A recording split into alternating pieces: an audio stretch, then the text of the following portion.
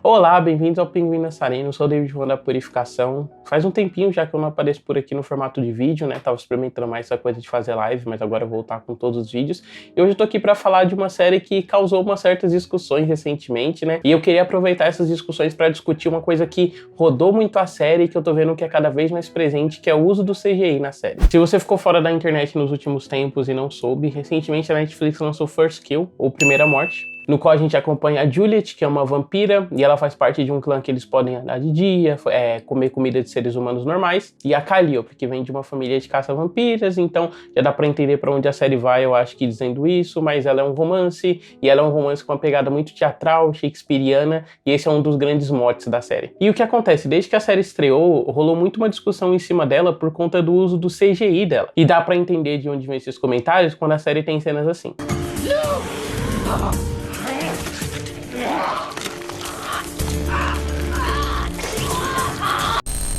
E por conta desse tipo de cena, as pessoas têm escrito a série como fraca, ridícula e o meu adjetivo favorito, pior que série da VTube. E não me entendam mal, porque apesar de eu ter gostado da série, ela é uma série que tem diversos problemas, assim, principalmente em termos de estrutura, né, pra onde ela vai querer levar os personagens. Eu acho que ela tem muito um vai, não vai o tempo todo, sabe? Tipo, a graça da série é pra ser as duas protagonistas interagindo, mas aí o tempo todo elas têm que estar interagindo sobre alguma coisa que acabou de acontecer e aí a gente não tem muito tempo pra sentir como elas são e tal. Mas mesmo com isso, eu ainda consegui achar ela uma série bem divertida e cada vez mais eu fui estranhando esses comentários em torno do CGI dela, porque parece que só se fala disso da série e eu fiquei pensando o porquê.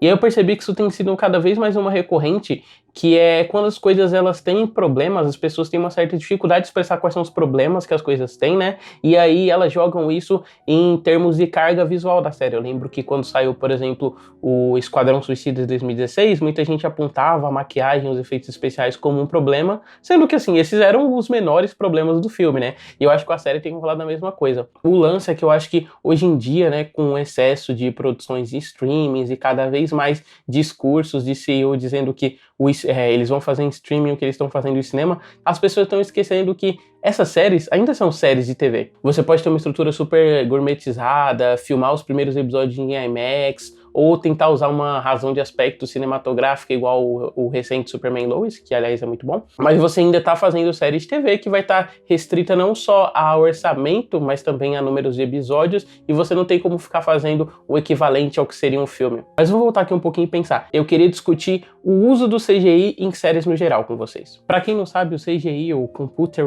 Generated Images, é um recurso que te permite fazer efeitos especiais, seja em filmes, em séries de TV, e ele não só tem sido usado cada vez mais frequentemente em grandes produções cinematográficas, mas ele avançou muito ao longo dos anos, né? E com ele a gente avançou também nas possibilidades de como a gente conta histórias, né? Então, se o CGI avança, é natural que as nossas histórias elas avancem junto e usem o melhor CGI possível, né?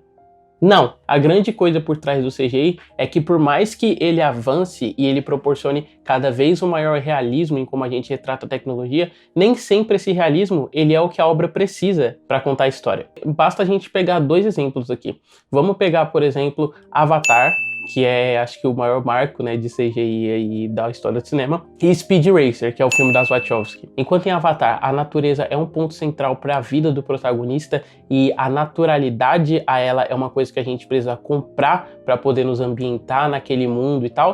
Em Speed Racer das Wachowski, esse aspecto mais caricato e propositalmente digital é uma coisa que está presente na vida daqueles personagens, sabe? É realmente um filme Speed Racer em que o protagonista se chama Speed, velocidade, ele é um corredor, sabe? Esse lado mais caricatural é uma coisa que aquele CGI tosco ajuda a enfatizar e te ajuda a emergir dentro do filme. Eu sei que esse tipo de proposta ela é mais autoral e ao mesmo tempo mais incomum dentro do cinema, né? Porque querendo ou não as pessoas tendem a aplicar o CGI de uma forma um pouquinho mais naturalista do que as Wachowski, mas a gente tem vários outros exemplos de cineastas que usam desse aspecto do falso para poder complementar o cinema deles, né? Entre eles o Robert Rodrigues, que fez Pequenos Espiões e que vai ter um podcast em breve no Pinguim Dançarino, então não vou falar muito. Mas que é um outro cineasta que ele usa propositalmente desse aspecto da estranheza dentro das obras dele, sabe? Recentemente ele fez a série do Boba Fett, né? Que eu não cheguei a ver, mas que causou um alvoroço parecido com First Kill, justamente por ter esse aspecto num senso maior de ridículo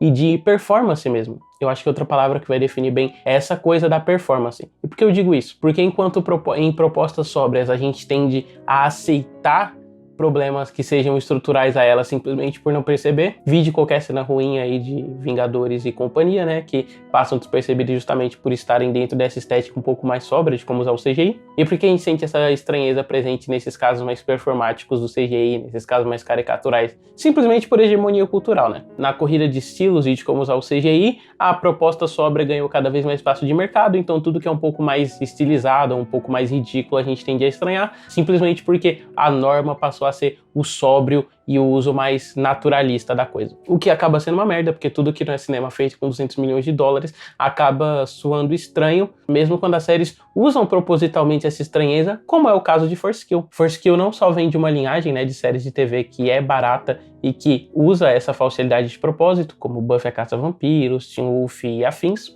mas ela entende muito bem que ela pode usar essa limitação do CGI enquanto aspecto temático. Então uma coisa central da série é esse lado mais da teatralidade, e ela usa mesmo cenários que não são teatrais, né, que não se passam na escola e não tem um teatro de fundo, com essa falsidade dos cenários teatrais. E o mesmo vale pro CGI. Querendo ou não, uma das temáticas centrais dessa primeira temporada, né, é a imagem social que você tem de si mesmo e como você se força para ser percebido na sociedade. A Juliet vem de uma família que vive de aparências e tudo em volta dela acaba girando em torno disso, como aquilo afeta a família dela é um matriarcado, qual que é o papel dela naquela família, e o mesmo vale para a família da Calliope, que apesar de não ter isso para uma grande sociedade, como a família da Juliet, tem isso em torno da guilda de caçadores. Então isso da falsa imagem e da falsa percepção é um aspecto central da série e que o CGI acaba ilustrando muito bem, porque ele é o tempo todo falso, ele é estranho, ele é como se não coubesse na tela, como acaba sendo os próprios papéis sociais da família da Juliet e da Calliope nesse sentido. Então mesmo para vocês verem, mesmo essa sendo uma série problemática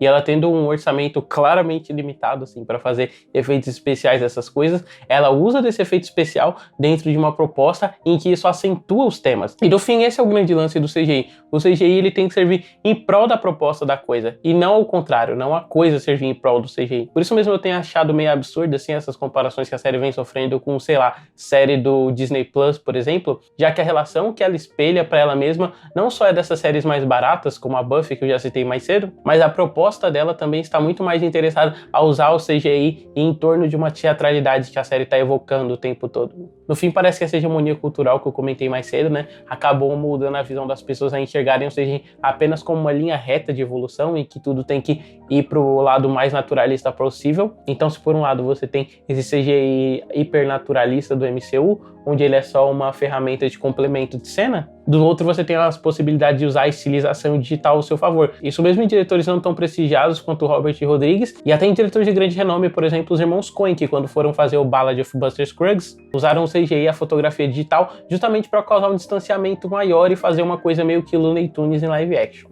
Enfim, o ponto é meio que esse, né? Eu espero que essa conversa tenha servido para deixar claro, assim, o meu problema com essa visão e essa cobrança do CGI. Se vocês gostaram desse vídeo, deixem o like, se inscrevam no canal. Confiram também meu podcast, que fala só sobre animação, e ele sai semanalmente, o Pinguim Dançarino. Recentemente eu participei de algumas lives da Odisseia, uma falando sobre The Sadness, e a outra falando sobre Dashcam, que é um desktop horror. Esses filmes passam todos na tela de um computador, mas dessa vez com o celular. E até semana que vem com o próximo vídeo.